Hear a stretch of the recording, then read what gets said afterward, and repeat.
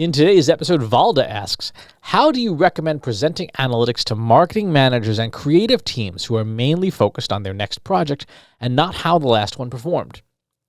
My go-to when I encounter someone who is incurious about analytics and analytics results is to ask the simple question, well, what do you get paid for, right? What are you held accountable for?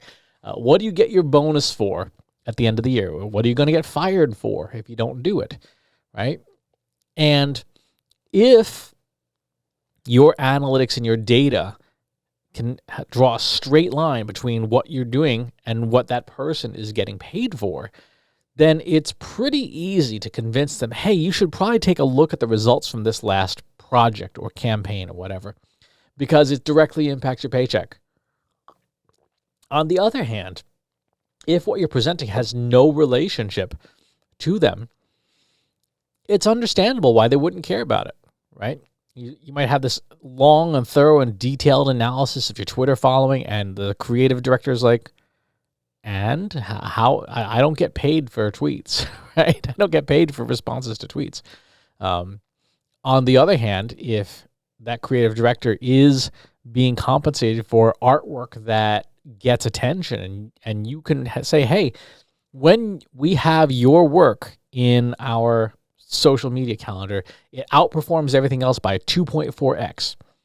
They can then say, legitimately, hey, my work increases the benefit of our marketing, increases the impact of our marketing by 2.4x.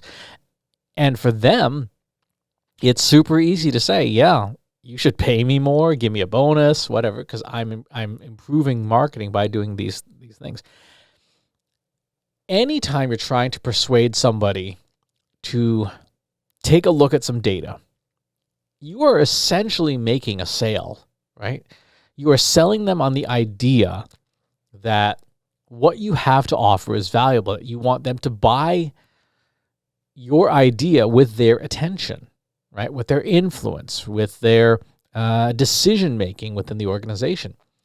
And if you're presenting something to them that they don't want to buy, you're not going to sell it, right? If you sold blenders and you're talking to a person like me who cooks a lot, and I don't have a need for a blender, it's not a need, then you're going to have a really hard time persuading me that I need your blender. Right? On the other hand, if my blender just broke, you're probably going to have a relatively easy time explaining to me, the benefits of your particular blender, but I'm interested. So because our reporting is essentially a sale of an idea, possibly more than one, because we may be trying to sell people on an action we want them to take or a decision we want them to make,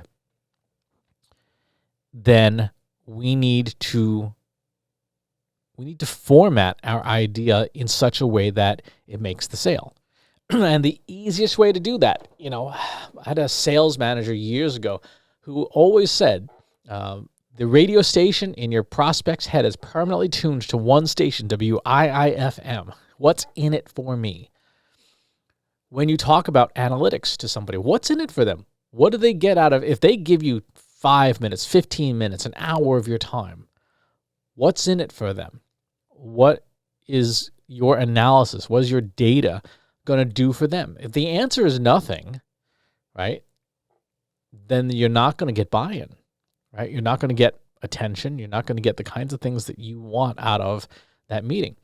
On the other hand, if you're selling them a larger bonus for them, right, pretty easy sale to say, yes, I'm going to help you get a 20% better bonus this year. They'd be like, sign me up. Give me all the data, right? In every instance where I've had a client who was resistant to the data we were showing them, it was largely because they didn't see how it related to their world. They didn't understand the action they were supposed to take. They didn't understand the decision they were supposed to make. And as time has gone by, I know I've certainly gotten better at explaining to them, this is the decision we want you to make, right? If your organic search traffic is down by 20%, month over month, I need you to decide on getting more inbound links to your site, because without it, this number is going to keep going down and you're going to look bad and you're not going to get your bonus, right? Being able to explain that latter part makes them go, okay, I want my bonus. How do I get my bonus?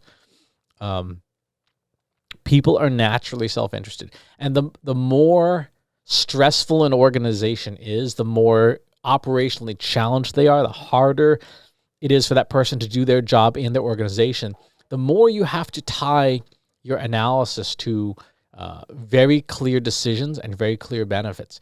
In an organization where people are not, under a lot of stress or, feeling in a constant state of threat, you could present something like descriptive analytics as more of an exploration, like, hey, we have some cool stuff. Let's explore together and see what's in here. And because people have the time and the mental bandwidth to go, yeah, I'd be interested in seeing that, you don't have to sell them as hard.